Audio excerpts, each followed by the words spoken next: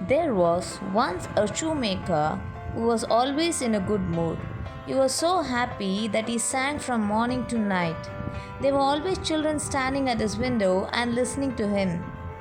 Next door to him lived a very rich man.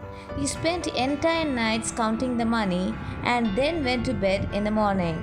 But he could not sleep because of the shoemaker singing. One day, he figured out how he could keep the shoemaker from singing.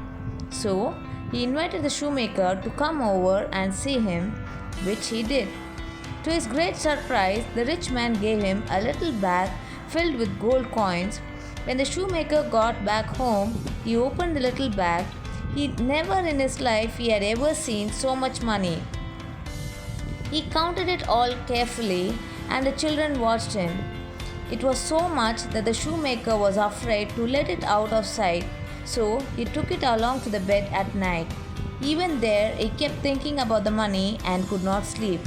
So then, he got up and took the bag of money up to the attic.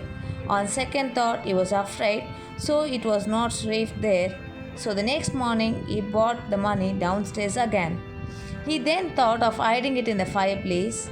Maybe I'll put in the chicken coop. No one could look for it there, he decided. He was still nervous about the money, and so he dug up a deep hole in the garden and hid it there. He was so preoccupied with the money that he never got back to making of shoes, nor he could sing anymore.